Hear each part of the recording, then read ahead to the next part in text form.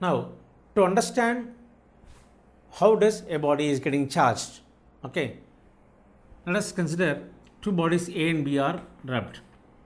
When I say A and B are rubbed against each other, there is a transfer of charge between A and B.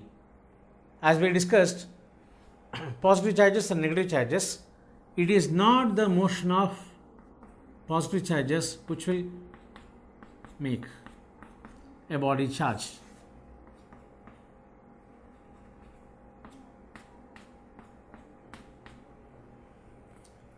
We know every material is made up of molecules, and molecules are made up of atoms. Atoms constitute of protons, neutrons and electrons. Out of these three elements, three entities, basically electrons, protons and neutrons, protons and neutrons constitute the nucleus of the atom. Okay, and electrons are free to move around these nucleus in orbitals. Now, when electrons are free to move, it is these electrons which will move from one place to other place or one body to the other body, and the basic entity of charge we can measure in terms of electrons. So, if I say E is the charge on an electron, okay, we can write Q is equal to N into E. Q is the amount of charge, N is the number of electrons, and E is the charge on an electron. Okay, we already discussed that electron as a charge is measured in terms of coulombs. So we say the charge on an electron is equal to 1.6 into 10 power minus 19 coulombs.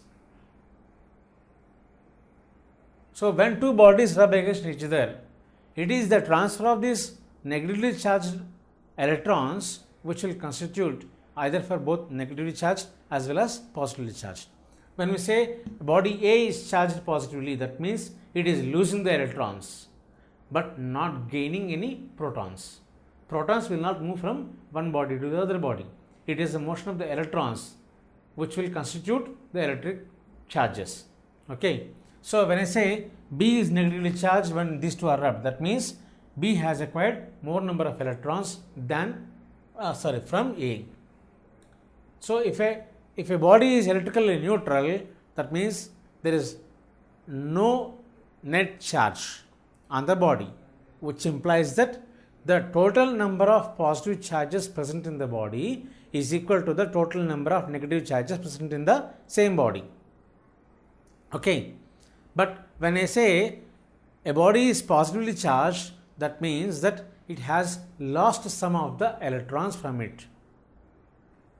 So it is losing some negative charge, thereby we are telling that it is having a positive charge. When a body is negatively charged, that means it has more number of electrons than it was electrically neutral. Okay.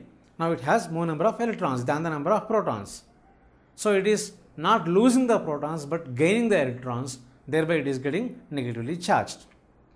Okay. So when I say charge is equal to N into E, that means this charge is quantized. We can measure the charge in terms of charge on an electron. Okay. Now to understand the motion of the charges within an electrical conductor. So we told that conductors are the material which will allow the motion of charges through it. So when I say motion of charges, that means it is the motion of the electrons and not the positive charges. When I consider a body, a metal,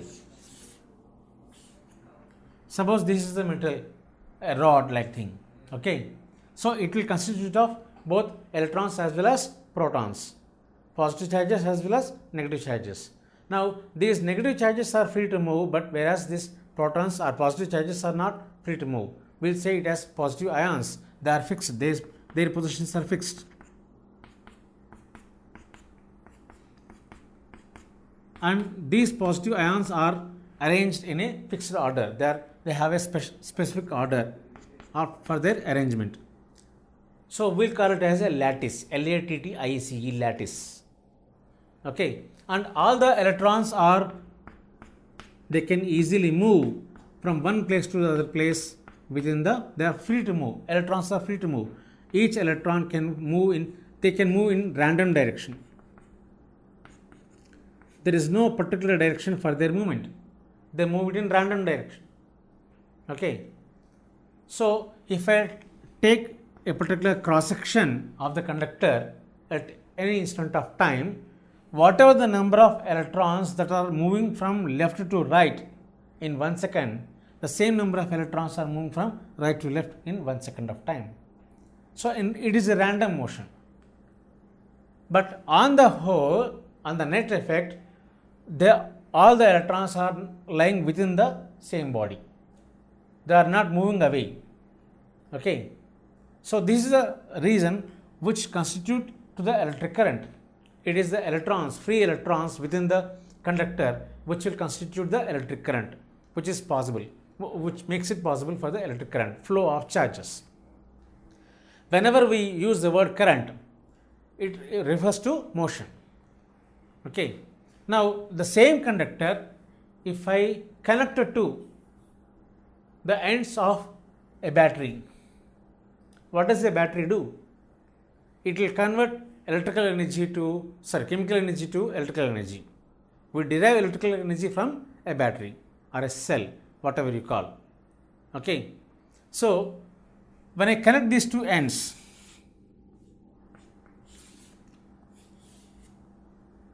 of a conductor, these are the terminals. This is also of course a conductor. So when I connect these two ends of a conductor to a battery, then what will happen? There is a rearrangement in the motion of the charges, electrons.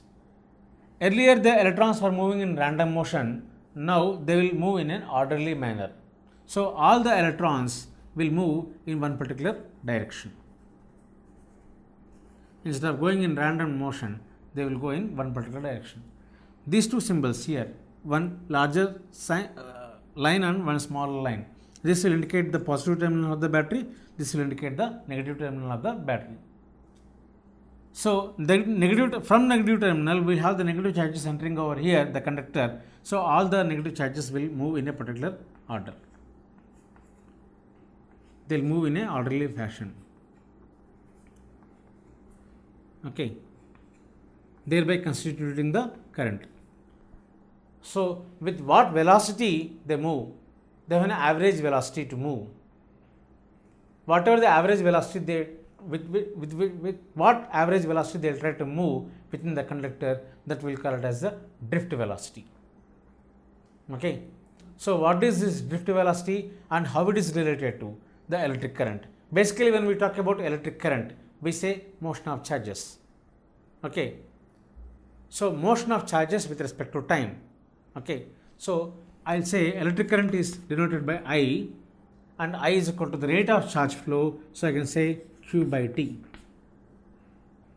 Q by T. So whenever I divide with T, time, T is for time. Okay, number of charges moving in 1 second of time, will call it as electric current. Rate of charge flow is called electric current, and the unit of electric current is ampere, denoted by A.